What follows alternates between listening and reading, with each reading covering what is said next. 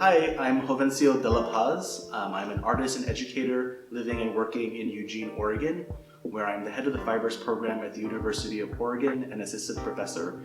This is my last day of residency at the Croshadow Institute of the Arts. So I am primarily a weaver working with digital technologies. My process often begins with drawing, but those drawings are inside the computer and go through a lot of different kinds of processing. So in these images, I began with very, very simple line drawings, and then through an algorithmic process, sort of build up the surface. And then usually those go through other kinds of processing to end up as weavable sort of patterns for the digital TC2 loom. Here at Croshadow, I was able to sort of start with drawing in the computer, use the algorithms, and then immediately go to the press. So I think in a lot of ways, with the weavings, there's a lot of information that gets embedded or encoded or lost, perhaps.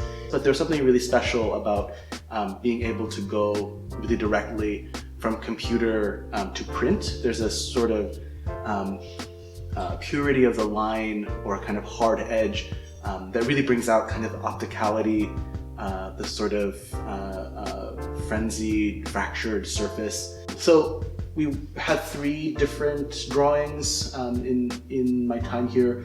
The first one is a 2-color print. It's really, really direct, just almost exactly what was on the screen. The darker line work is actually printed on top of a much fainter pink color. And what's interesting is the pink is almost completely disappears into that kind of frenzied surface. The second image, a little bit simpler drawing that's printed on top of a pink and yellow spectrum. I was really amazed when Judith Bauman, the master printer, she had suggested trying kind of a spectrum for this print, and the spectrum was so luxurious and beautiful. And then when the second layer, the line drawing layer, was put on top of it, all of this crazy optical kind of illusions started emerging, which I'm super excited with. And then the final image is a 3-color print. So essentially, there's a flat layer of color, and then we printed a line drawing in blue, in a dark blue, and then a final line drawing in green. But that final layer, that final line drawing that's in green, is shifted 180 degrees so that you get this moire effect. I'm really much more interested in setting up parameters in the computer or in the drawing process, and sort of allowing the algorithms I use to dictate what the image is like in the end. I kind of, I'm aware of the relationship here with op art or with this sort of perhaps glitch art aesthetic. But in a way, I am more interested in how the computer might design an artwork, or how the algorithms might create a composition, sort of exposing like a kind of artificial creativity or computational creativity. And so these images are kind of a collaboration with humans and machines, and that's a thread that runs through all of my work.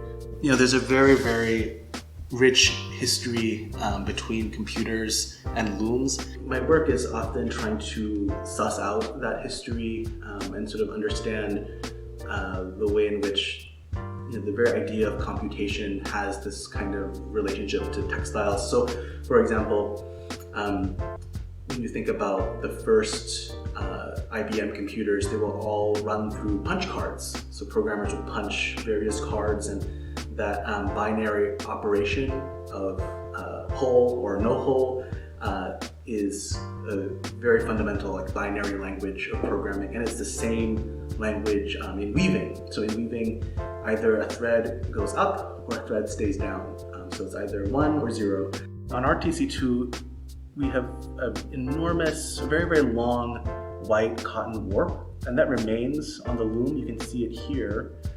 And then depending on what structures I use or what different kinds of patterns I input into the weaving software, these white threads either are raised or stay down. In all my work, I'm more interested in sort of creating a circumstance in a unique piece of software or by manipulating software to generate those fields of black and white pixels. So that's a really broad, you could translate sound into black and white pixels. You could translate basically any kind of data, and the loom could deal with those outputs as weaving. So we wrote a specific program for this textile that produced these arrays of bitmaps, essentially. This is a series of monoprints that I got to work on, and they look quite different from maybe the other work, but they both share the sort of root in terms of using software, using artificial intelligence, using these sort of algorithms to produce imagery. So the landscapes you see here were generated completely with artificial intelligence.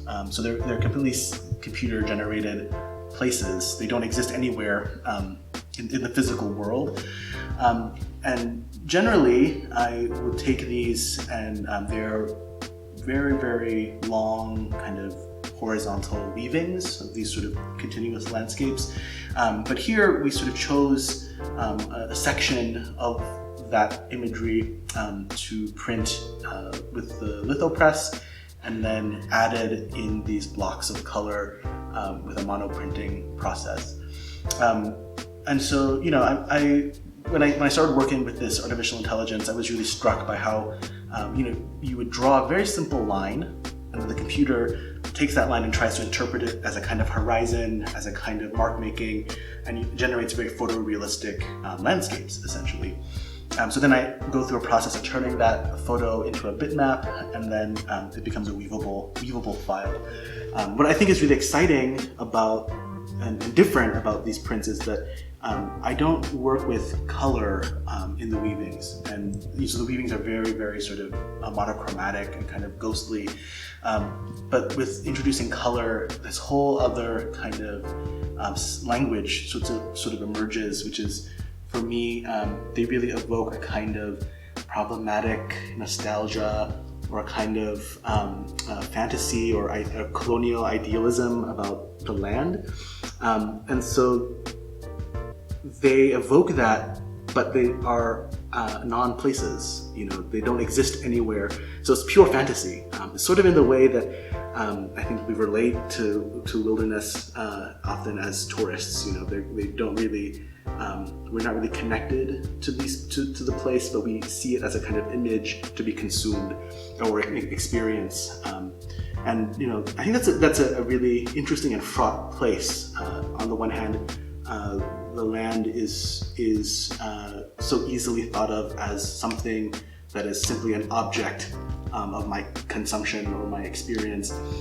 So there's a kind of tension, I think, in these prints, which I'm really interested in. From a distance, they do look like postcards of national parks. There's something very familiar about them. I think on closer inspection, through maybe the strangeness of the color or the strangeness of the bitmap sort of clouds, you see that something is amiss in these spaces. And I think maybe the viewer can unpack a little bit of that strangeness, or that kind of conflicted quality we have with landscape through the evidence of those, purely through the sort of visual cues. The colors also, I'm not working with color very much in my weaving. There's something about, I got to learn so much from the master printer, Judith, and the amazing team here, just about layering and space, and the way color can evoke memory, all of those things. Really rich kind of experience, and very exciting because this was a process that I don't quite know enough about, and so you really have to rely on the incredible skill of others, and there's something really beautiful about that process.